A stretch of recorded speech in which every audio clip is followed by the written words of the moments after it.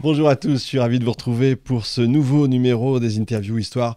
Alors là, aujourd'hui, c'est fantastique, je suis très content parce que je reçois à nouveau Éric Branca, journaliste et surtout historien, pour son nouvel ouvrage qui est au-delà du remarquable, qu'il faut absolument lire, mais lire le passé à droite à gauche, en parler à tout le monde, 300 jours, 13 juillet 44, 9 mai 45, les 10 mois pour en finir avec Hitler. Bonjour Éric. Bonjour. Je suis ravi de vous recevoir à nouveau. Mais moi aussi. Parce que ce livre, je vous disais avant cette émission, j'ai quasiment appris des choses à chaque page. Et comme il y en a presque 600, j'ai eu de quoi faire. Ça fait 10 jours que j'en parle à tout le monde. Quel livre formidable. On est aujourd'hui le 6 mai.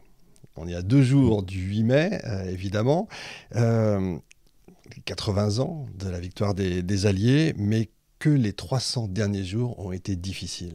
Ils ont été les plus meurtriers. Plus terribles, en fait. Vous avez eu des pointes de 10 000 morts par jour, côté allemand et côté soviétique, en février, mars, avril. Ah, c'est terrifiant, en fait. Surtout sur la fin. C'est quoi? C'est un faisceau de faits qui ont fait que ça a été si dur pendant ces 300 jours? C'était un raidissement général de la résistance allemande, notamment face aux soviétiques. Qui leur a amené la vie dure, bien qu'il n'ait plus de ligne de front, mais ça a été une résistance considérable, inattendue. Vous savez, quand on commence ce récit, c'est la percée d'Avranches, qui est spectaculaire. Les Américains vont libérer Paris rapidement, ouvrir la route de Paris. C'est la division Leclerc qui va libérer Paris, mais je veux dire, ils vont ouvrir la route de Paris. Et là, on pense que la guerre va se terminer à Noël. Tout le monde le pense. Tout le monde l'écrit, d'ailleurs. Et d'ailleurs, il y a des imprudents qui ont fait des paris, comme le général Montgomery et le général Eisenhower. Et Eisenhower a perdu le pari. Et les soviétiques sont pas loin de penser la même chose au même moment, parce que l'opération Bagration, dont on reparlera peut-être, qui a été une opération considérable, et qui amène l'armée rouge aux portes de Varsovie, à 600 km de Berlin. Là, les soviétiques sont pas loin de penser la même chose. Et en fait, ça va durer 10 mois qui vont être les plus meurtriers en termes de morts, de blessés, de pertes civiles de toute la guerre. Ouais, c'est terrifiant. Alors, je voulais commencer par une citation par vous citer, et c'est la première phrase de votre conclusion. En histoire comme en peinture, le recul est la condition sine qua non d'une bonne perspective. Ça veut dire quoi? Ça veut dire qu'il y a eu une manipulation quelque part de l'histoire depuis 80 ans. Non, c'est l'éternel conflit entre la mémoire et l'histoire. La mémoire, c'est très bien, il faut des commémorations, etc. Mais ça n'a rien à voir avec l'histoire. En 1945, tout le monde pensait que les grands vainqueurs de la guerre, pas seulement à l'Est, y compris en Europe, c'étaient les Soviétiques, puisque c'est eux qui avaient perdu le plus de morts, et dans des proportions mais considérables. 25 millions de morts, peut-être 27, et peut-être même au-delà. Mais les Soviétiques ne voulaient pas trop communiquer là-dessus parce que ça aurait donné des informations aux Américains sur l'état de délabrement dont ils étaient frappés. Et puis vous faites les mêmes sondages 50 ans après, 60 ans après, les Américains à 90%. Et ça, c'est la mémoire.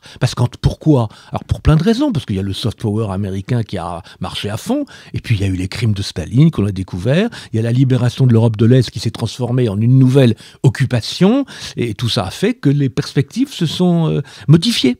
Donc voilà, il faut toujours revenir aux chiffres et aux faits, et ça c'est l'histoire, et c'est différent de la mémoire. Les chiffres, 48 millions de morts provoqués par la guerre en Europe, l'Union soviétique en a perdu 25 millions environ, donc 15,8 millions de civils, 9 millions de militaires, les États-Unis 140 000. Alors 140 000 pour la France, 200 000 pour l'Europe, et avec les fronts d'Extrême-Orient aux alentours de 400 000.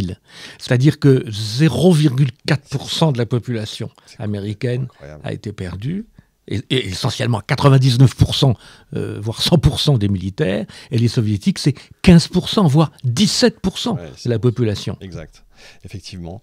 Alors, le bocage normand, qui est le premier, on va dire, le premier de ces faisceaux de faits qui va ralentir en fait les Américains, qui va ralentir, qui va faire qu'il va falloir 300 jours pour arriver jusqu'à Berlin. Le bocage normand n'est pas le même que le bocage anglais, ça on est d'accord? Exactement. C'est-à-dire que les GI s'étaient entraînés dans le bocage anglais avec des très aisément franchissables par leurs blindés, etc.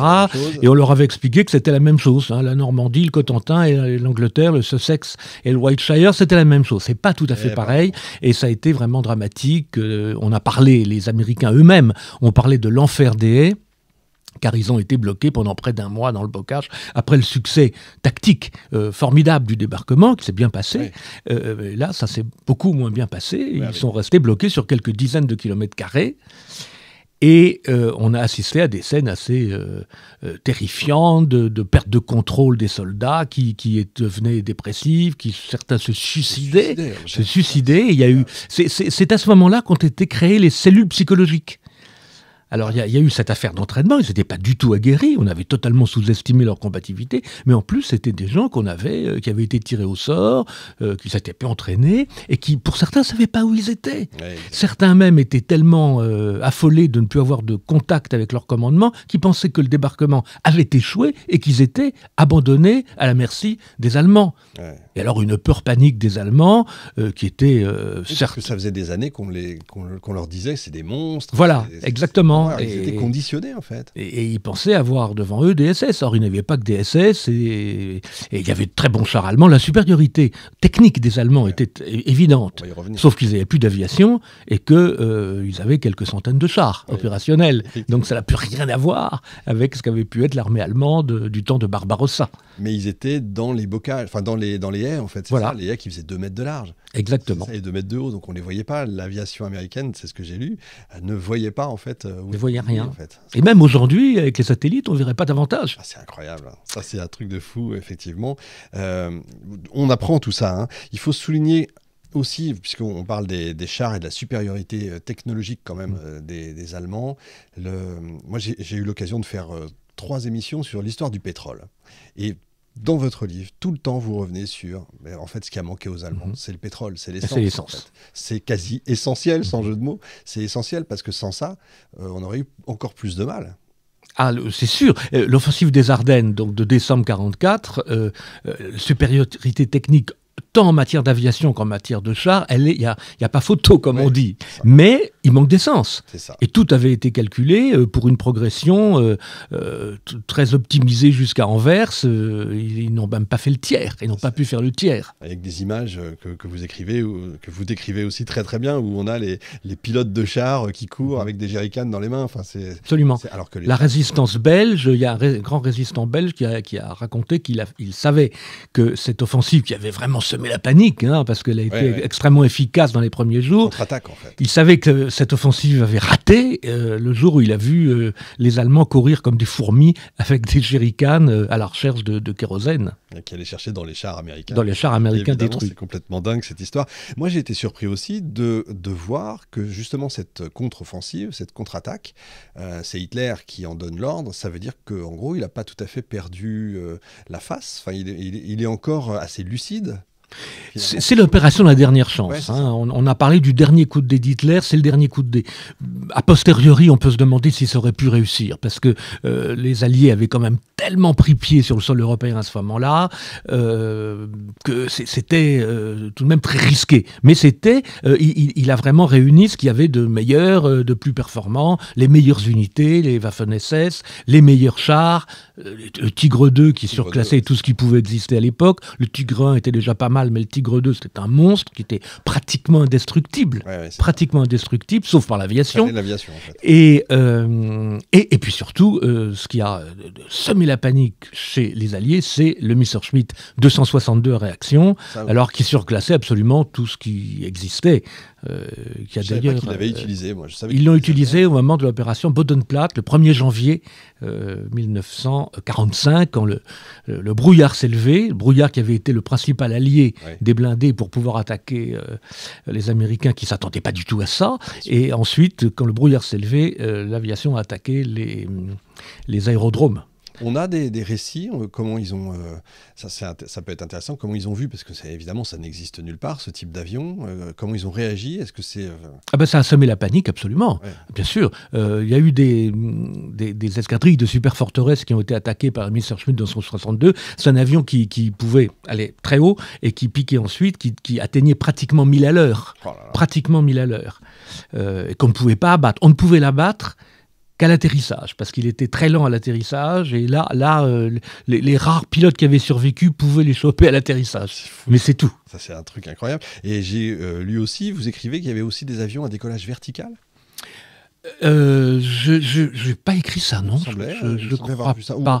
Il me semblait avoir compris ça, mais je me suis dit là quand même. Non, je parle du Fiedler-Storch, qui était un avion d'observation qui permettait d'atterrir ou de décoller sur de très petites distances. C'est l'avion avec lequel ils ont sauvé Mussolini lorsqu'il était détenu dans le Grand Sasso. Mais il n'y avait pas de... Non. C'est moi qui ne sais plus lire, mais tout va bien. Non, mais tout peut arriver. Je me suis posé la question, est-ce que si Hitler avait dit...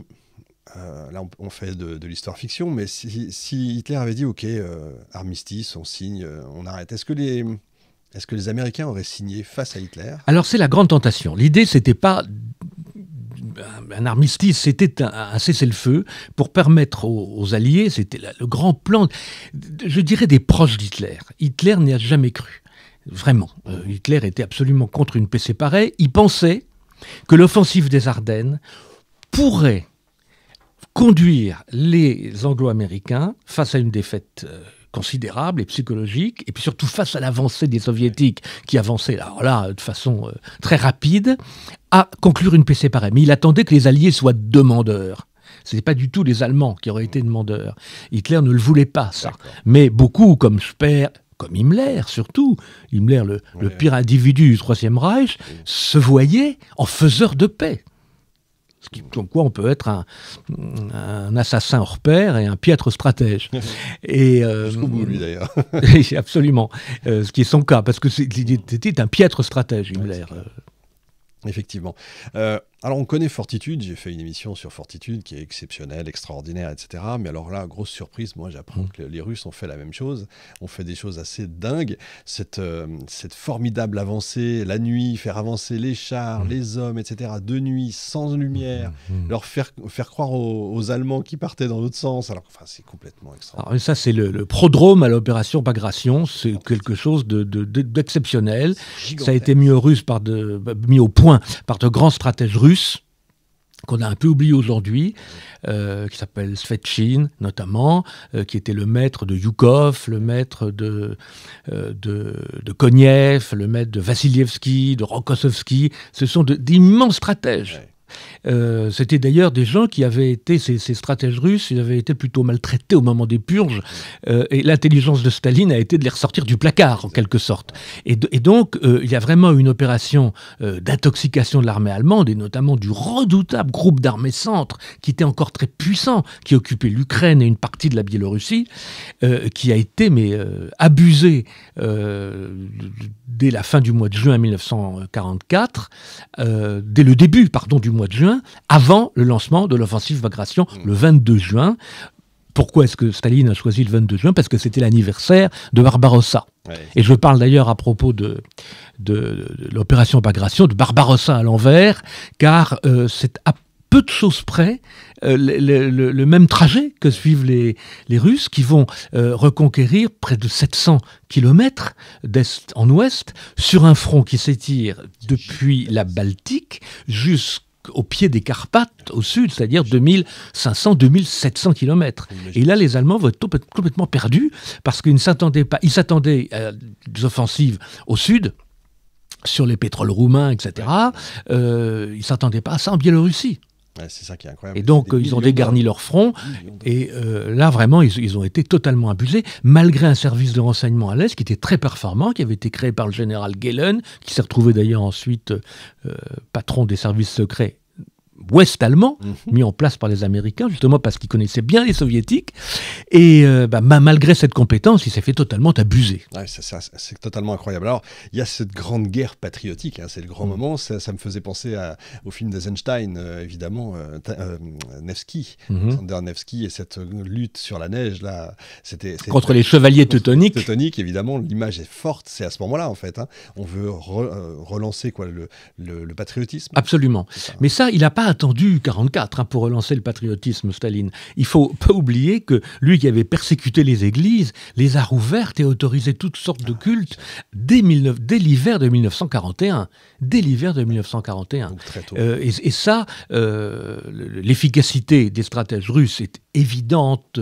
On les a vraiment diffamés en disant que c'était la victoire de la masse sur la qualité, etc. Avec un petit peu de racisme anti-russe sous-jacent, la masse asiatique contre la qualité allemande. Bon, donc ça, vraiment, il faut revenir aux fondamentaux. Les stratèges russes étaient exceptionnels. Ils ont mené contre le Reich une guerre d'attrition que personne n'aurait su mener. Mais il y avait, et ça, c'est grâce à l'intelligence de Staline, qui était tout ce qu'on voulait, sauf un idiot. Il a ressuscité le patriotisme russe, qui était consubstantiel à la religion orthodoxe. Et ça, la réouverture des églises, ça a mobilisé le peuple russe comme jamais. Il ne faut pas enlever ça. On oublie un peu trop d'ailleurs la religion, un peu trop souvent, y compris en ce moment, avec ce qui se passe en Ukraine. Bien sûr. Et les Russes. C'est dommage d'occulter les problématiques religieuses.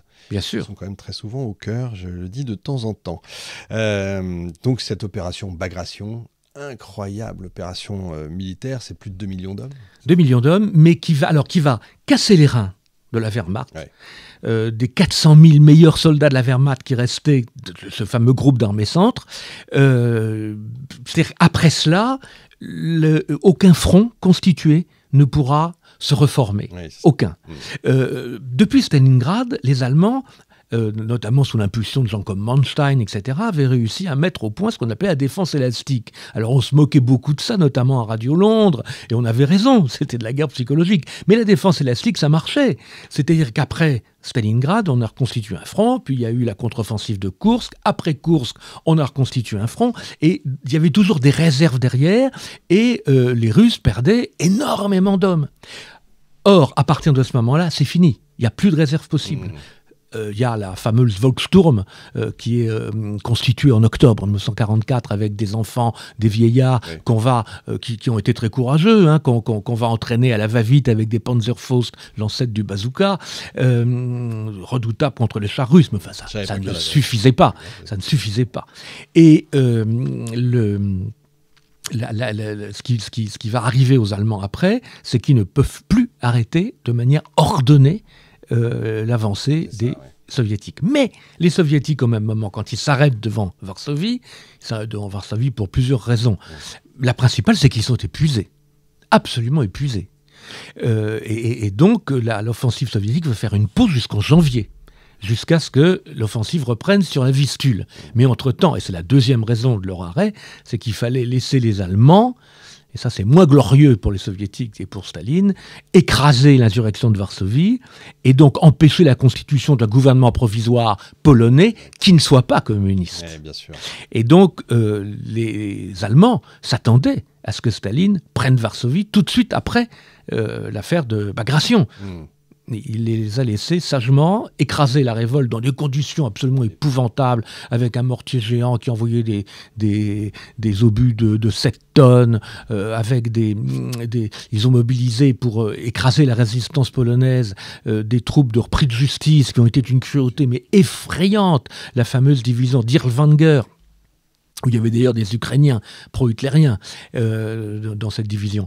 Et donc ça a été absolument atroce, et Staline a assisté à ça, et malgré les efforts de Churchill pour le convaincre d'intervenir, mais il a laissé faire ça, parce que ça a évacué toute idée d'un gouvernement alternatif qui aurait obéi au gouvernement polonais en exil à Londres.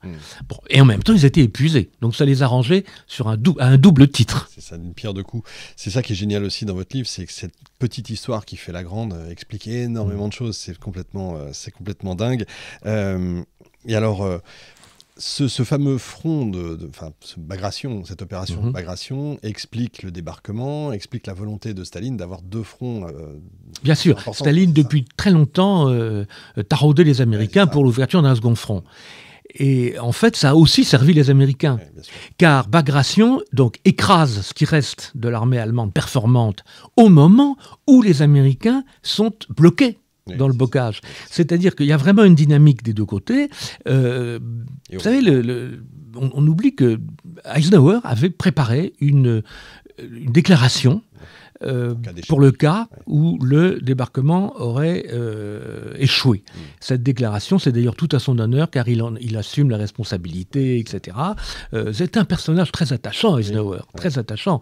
Et bon, ça, c'est une autre histoire. Mais donc, au mois de juillet 1944, c'est très compliqué pour les Américains, et on peut se demander, on ne refait pas l'histoire avec Deci, mais on peut se demander ce qui serait advenu si le meilleur de l'armée allemande n'avait pas été mobilisé à l'ouest. Donc Staline réclamait l'ouverture d'un second front, mais sans le front de l'Est, est-ce que les Américains n'auraient pas été rejetés à la mer?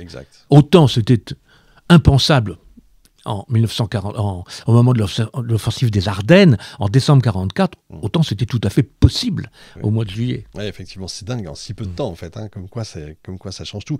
Pareil, j'ai appris le nombre d'attentats contre Hitler, y compris avant même qu'il soit chancelier. Ça, je ne suis pas un grand spécialiste en plus de cette... Oui, c'est considérable. Mais alors, il faut savoir qu'il y a des attentats qui ont été carrément inventé. Voilà, c'est ce que j'allais dire. Par des gens qui... Oui, par des gens... Il y en a qui sont documentés, parce que le problème des gens qui ont essayé de tuer Hitler, c'est qu'ils n'étaient pas très discrets et qu'ils ont laissé beaucoup de plans écrits. Alors, ces plans écrits, ça a été atroce, parce que ça a permis la répression dès que la conjuration était découverte. Les familles... déportés, enfin ça a été assez effrayant. Donc déjà c'était une grande imprudence, mais il y a eu aussi beaucoup de gens qui se sont vantés d'avoir de tentatives qu'on peut absolument pas démontrer.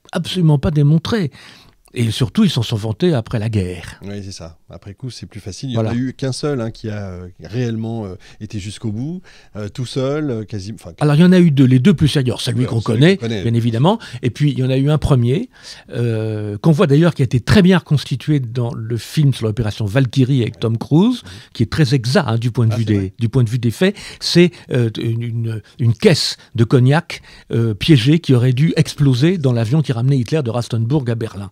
Et ça n'a pas explosé, et voilà, celui-là est allé pratiquement au bout. Mais tous les autres sont très très très peu documentés. Et puis surtout, il y a eu celui avant la guerre qui ne devait absolument rien aux militaires, qui était celui du charpentier Georg Elser. Alors lui, il est vraiment courageux, il est tout seul, et puis il n'avait rien écrit, et puis il n'a jamais rien avoué. Ça, c'est un truc incroyable. Et alors, le point le plus important, je vous en parlais juste avant de démarrer l'émission pour moi, et qui va occasionner une autre émission, non pas je m'excuse, mais je ne savais pas, c'est les bombes atomiques.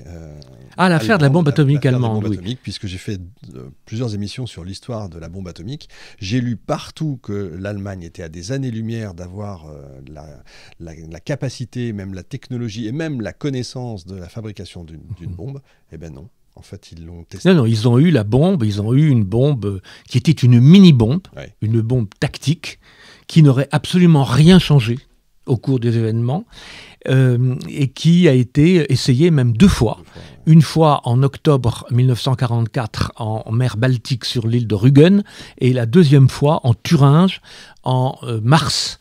On ne sait pas si c'est le 28 février ou le 1er mars 1944, et là dans des conditions parfaitement atroce, puisqu'elle a été testée à proximité du camp d'Ordruf, où il y avait beaucoup de déportés juifs, soviétiques, qui ont été irradiés. Et très longtemps, les Américains ont nié l'existence des recherches allemandes, parce que il y a de forts soupçons qu'ils aient récupéré un des maîtres d'œuvre qui s'appelait Kammler, qui était un SS et qui était le maître d'œuvre de la stratégie nucléaire allemande. La deuxième raison, c'est qu'ils voulaient garder, évidemment, le privilège d'avoir été les premiers.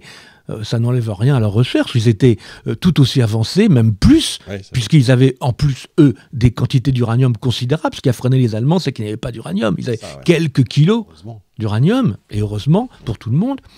Et donc voilà, ça n'aurait pas changé grand-chose. Ce qui est intéressant de savoir, c'est qu'Hitler était tout à fait au courant de l'avancement des travaux nucléaires, et même il en avait parlé à Mussolini Oui. qui n'y croyait pas, et Mussolini avait mandaté l'un de ses proches, qui s'appelait Romersa, qui était un journaliste scientifique proche des fascistes italiens, qui est allé assister à la première expérience à Rügen en octobre, qui est revenu en disant à Mussolini, bah oui, ils ont une bombe, ils n'emploient pas le mot bombe atomique, ils parlent de bombe à désintégration. Ah ouais. Mais le deuxième essai, Himmler, qui a réussi à Ohrdruf dans les conditions atroces que j'ai dites, n'a jamais été vraisemblablement annoncé à Hitler. Parce que dès ce moment-là, les SS qui jouaient le double jeu, et notamment Himmler et Kammler, et sans doute aussi Speer, qui en tant que ministre de l'Armement avait à voir avec le projet, ne l'ont pas dit à Hitler car ils pensaient déjà que ça serait une base de négociation avec les Américains. Et les Israéliens, après la guerre, ont essayé par tous les moyens de retrouver ce Kammler.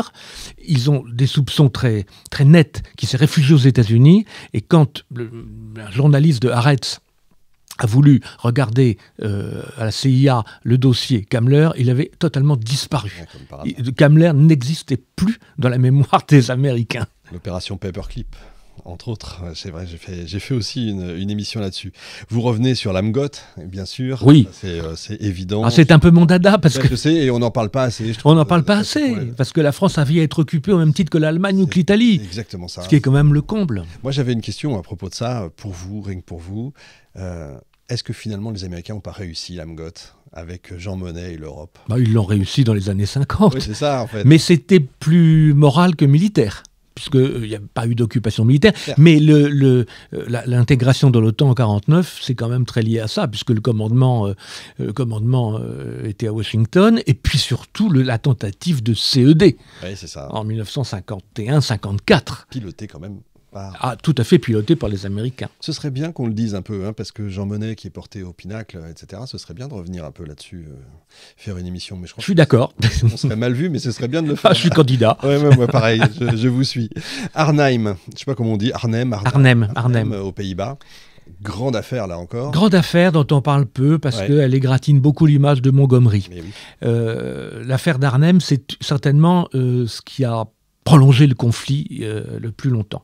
En septembre 1944, les Américains, donc Paris est libéré, Bruxelles est libérée, et Montgomery a une idée qui, sur le papier, est une excellente idée. Il dit qu'il faut asphyxier le poumon économique allemand, qui est la Ruhr, et donc il faut passer le Rhin, très vite.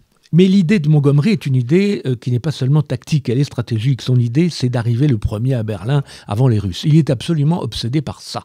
Il y a eu une diminutio capitis de l'Angleterre depuis 1940. Elle a résisté vaillamment, mais enfin, elle ne vit que par les subsides américains. Elle n'a survécu que par les subsides américains. Leur armement est américain, etc. Et bien que Churchill l'ait fait maréchal de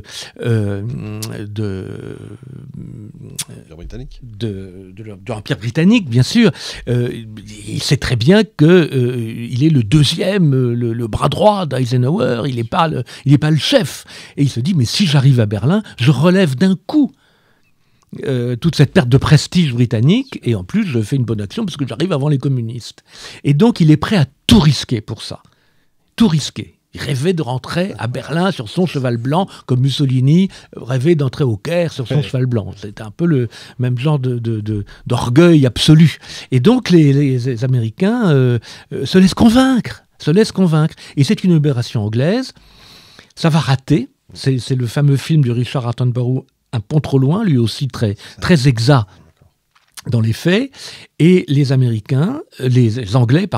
quelques Américains, mais essentiellement des Anglais, vont être encerclés, détruits, ils vont être obligés de se rendre pour beaucoup vont être assassinés, mais vraiment, salement, salement, parce que là, les lois de la guerre ont été oubliées totalement par les Allemands.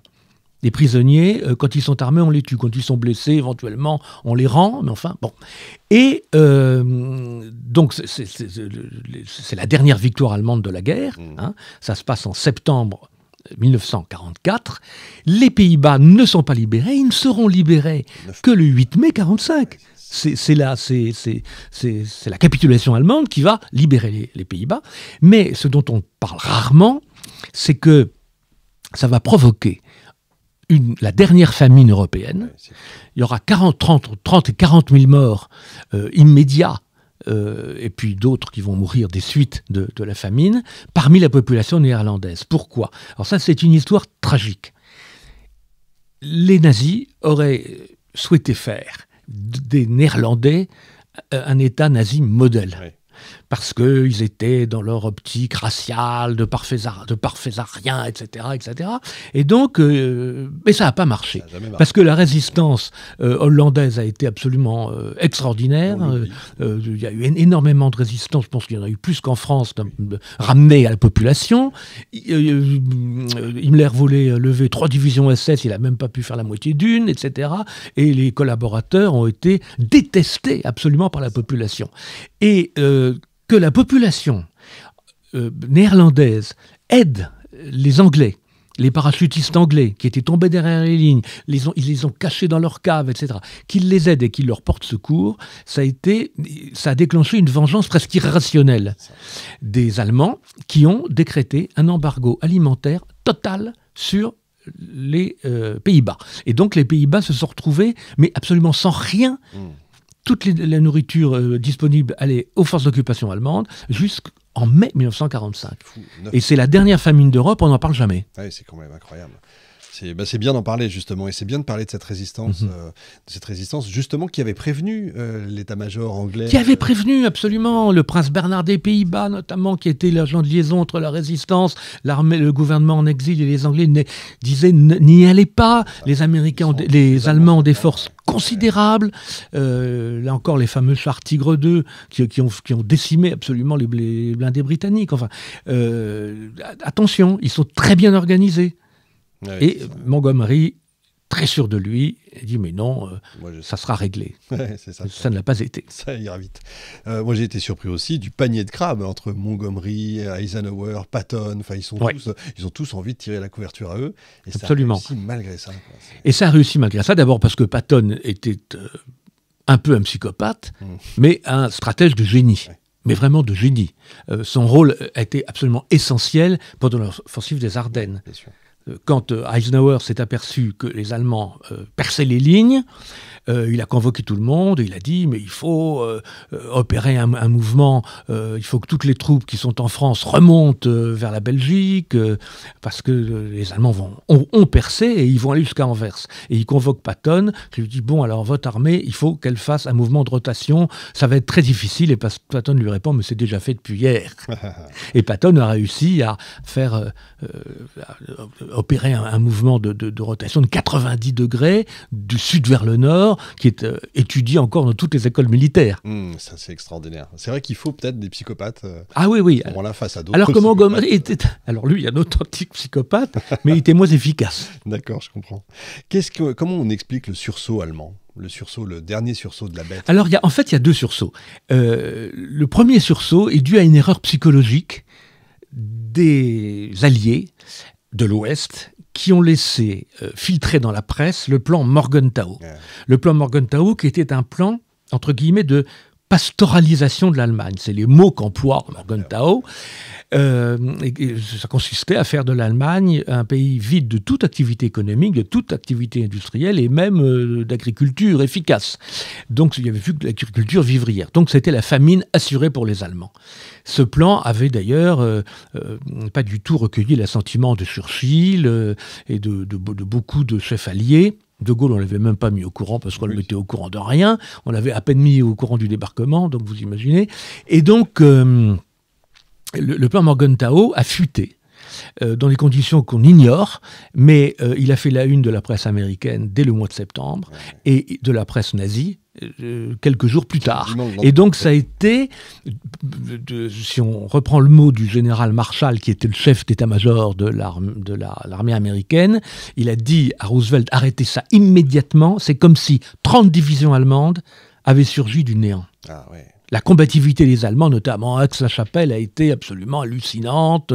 Aix-la-Chapelle aurait dû être pris en quelques jours, ils ont mis presque 3 semaines. Enfin bon, et vraiment ça s'est arrêté parce qu'ils n'avaient plus une cartouche.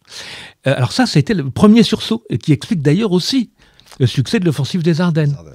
Le deuxième sursaut, il était en sens inverse. C'est quand les Russes sont arrivés en Prusse orientale et qu'ils ont commencé à détruire la population. Ouais, à faire des exactions. Avec des viols épouvantables. On compte jusqu'à 2 millions de femmes allemandes violées.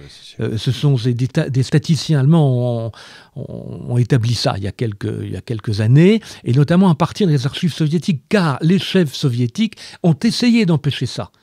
Mais c'était vraiment des hordes qui étaient lancées contre les... De revanche aussi. Absolument.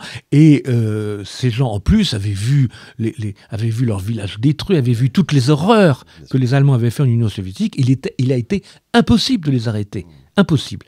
Donc... Ces viols, qui sont devenus presque systématiques à partir du moment où les frontières du Reich ont été atteintes, alors là, on crée un sursaut à l'Est, et du coup, surtout après l'échec de l'offensive des Ardennes, un relâchement total à l'Est, à l'Ouest. Et donc, c'est devenu pour les Américains une sorte de promenade militaire.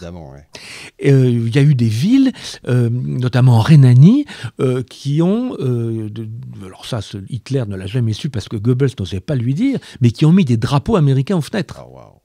Parce qu'ils préféraient être libérés. Mais bien sûr, plutôt la famine de Morgenthau. Alors le projet a été arrêté, mais ça, ils ne le savaient pas. Hein. Plutôt la famine avec Morgenthau que les viols avec l'armée rouge. Il y a des femmes qui se sont suicidées aussi avant, hein, c'est ça rien qu'à Berlin, 70 000 suicides de femmes.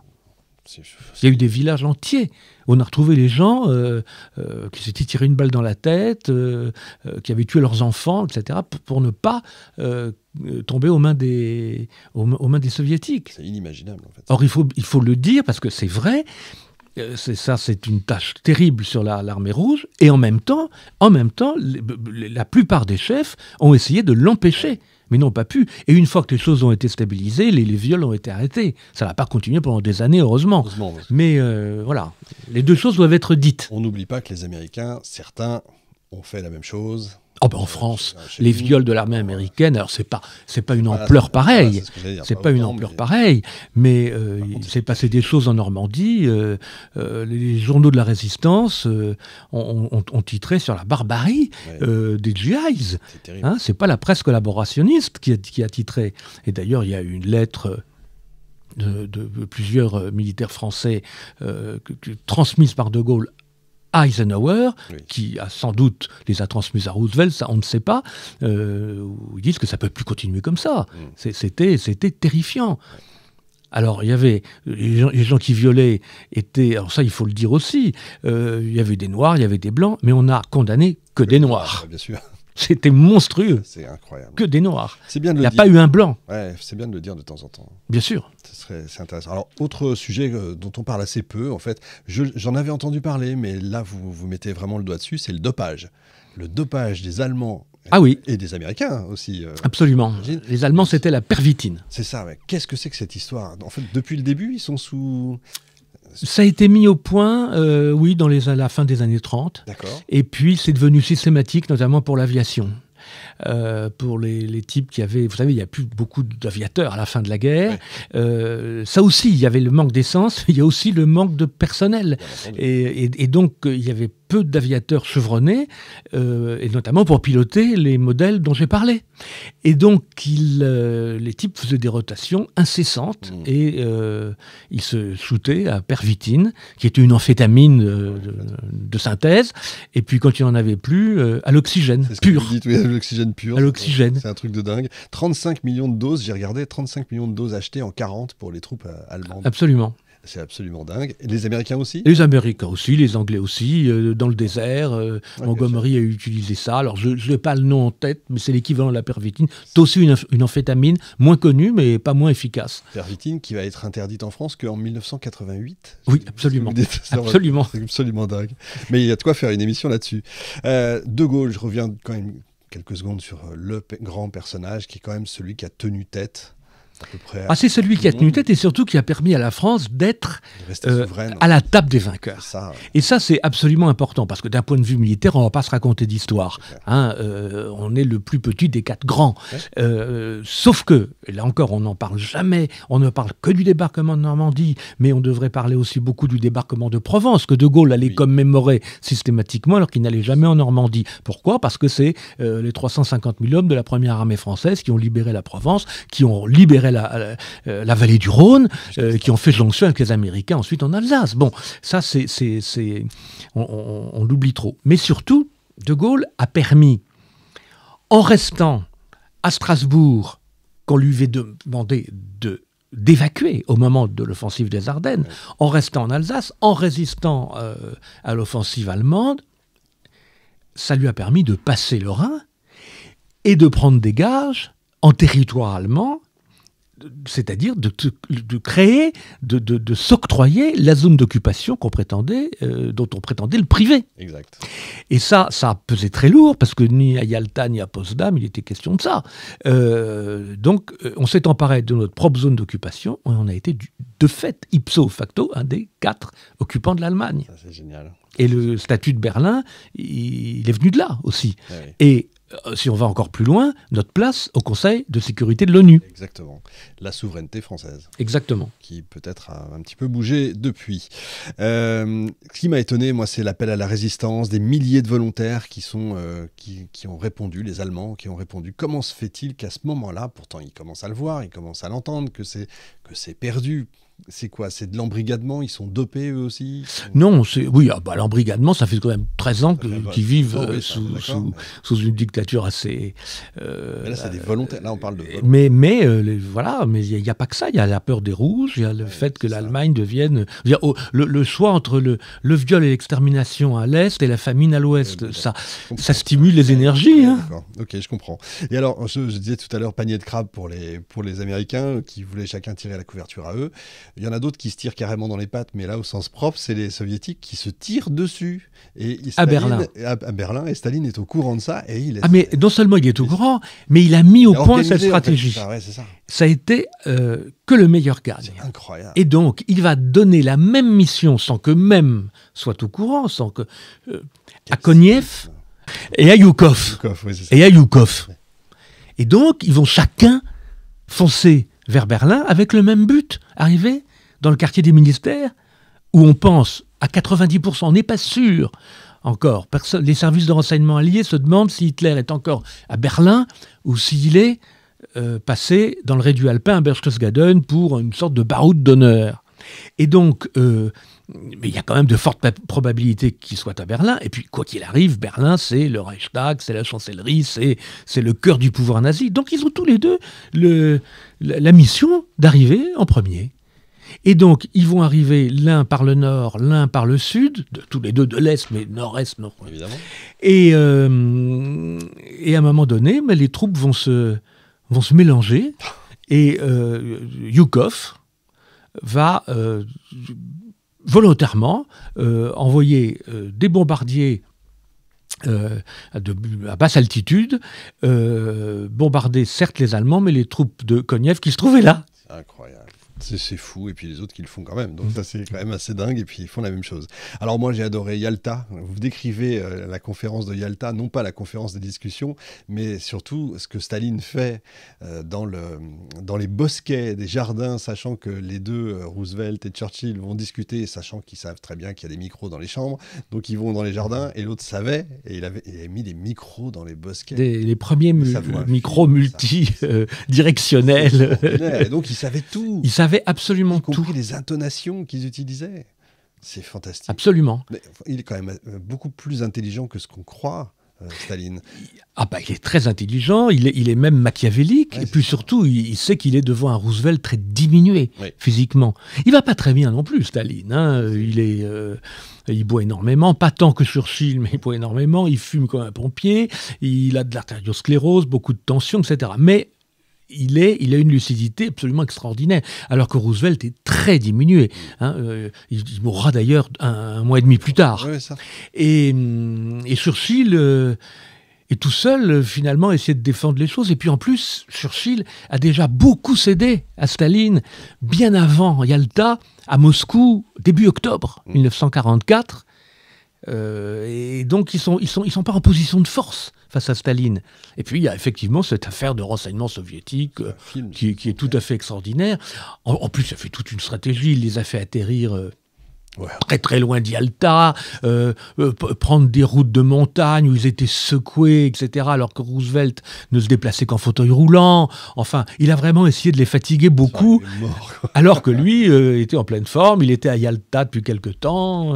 Alors c'est drôle parce que ça me faisait penser, ça a continué longtemps ce système-là de faire atterrir loin, parce que des équipes de foot dans les années 80, quand elles atterrissaient, quand elles allaient jouer en URSS, on les faisait atterrir à 200 km à cause de brouillard, à cause de machin. Et c'est exactement ce qui s'est passé, ça j'ignorais, cette tactique sportive. Moi je me souviens de ça, c'est assez marrant. Alors c'est quoi finalement? C'est la victoire de l'image des Américains, les films je crois, c'est la victoire absolue du soft power américain. Il faut sauver le soldat Ryan, étant le dernier exemple, il y a une quinzaine d'années. Le jour le plus long, qui est également très exact du point de vue. 60, voilà. Et puis vous avez même des films dès 44-45 qui vantent. Les Américains, à la fin de la guerre, avant même la capitulation allemande, font des films sur l'aviation. Ils sont fascinés par les dégâts de leurs bombardiers, etc. Or, ça n'a pas changé grand-chose, paradoxalement. Les bombardiers, les bombardements stratégiques américains ont surtout tué des civils, français beaucoup, allemands énormément, mais n'ont pas changé grand-chose à la production d'armement. Il faut savoir qu'en 1944, l'Allemagne produisait 4 fois plus, bien que ces usines fussent détruites, mais elles étaient enterrées, produisaient 4 fois plus qu'en 1942. C'est fou, hein. Et malgré ça, l'essence toujours, et puis la surproduction américaine qui était vraiment l'arsenal du monde, y compris pour les soviétiques, qui ont eu à peu près 20% de matériel fourni par les Américains. Les Américains à 20%. Voilà. D'accord. On devrait revenir, je trouve, un petit peu plus sur justement les bombardements alliés en France, et pas qu'en France d'ailleurs, qui ont tué plus de civils qu'ailleurs. Je pense souvent à la ville du Havre, bien sûr, où l'armée américaine a plus bombardé le port alors que les Allemands étaient au-dessus. Bien sûr. Il y avait une volonté, selon vous, de détruire, tant qu'à faire aussi, les usines et De Gaulle se les demandait. Ouais. De Gaulle se les demandait. Vous savez, il y a une phrase célèbre à André Philippe où il dit « c'est pas à Hitler que Roosevelt fait la guerre, c'est à moi ». Et il l'a dit dans un contexte où il y avait eu des bombardements absolument aveugles. Donc on ne peut pas le certifier, mais il est possible que ça ait beaucoup orienté sa réflexion.